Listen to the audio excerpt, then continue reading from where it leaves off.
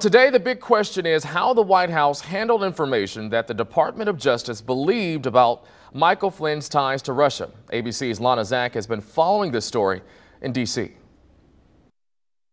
We felt like it was critical that we get this information to the White House. Despite an urgent warning by former acting Attorney General Sally Yates, Michael Flynn continued to serve as National Security Advisor for a full 18 days after she warned the White House that he could be in, quote, a compromised situation. In a situation where the National Security Advisor essentially could be blackmailed by the Russians. Yates testified that she knew Flynn was not being honest with the Trump administration. Because the vice president was unknowingly making false statements to the public, and because we believed that General Flynn was compromised with respect to the Russians. Yates herself was fired by President Trump for her opposition to the president's travel ban, and she was asked about that as well. All I can say is that I did my job the best way I knew how. While Yates was dismissed, Flynn continued to serve, even joining a call between President Trump and Russian President Vladimir Putin.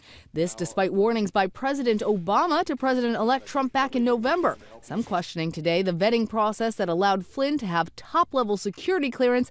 DHS Secretary John Kelly describing his tough vetting on Fox. It's the most excruciating experience of my life, anything and everything.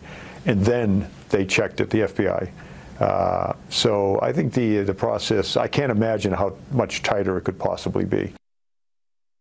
Following that testimony, the president tweeted that the Russia-Trump collusion story is a, quote, total hoax. But we also heard testimony from NSA Director Admiral Mike Rogers today in front of the Senate, who said that they were able to determine that Russia also tried to interfere in the French election. Lana Zach, ABC News, Washington.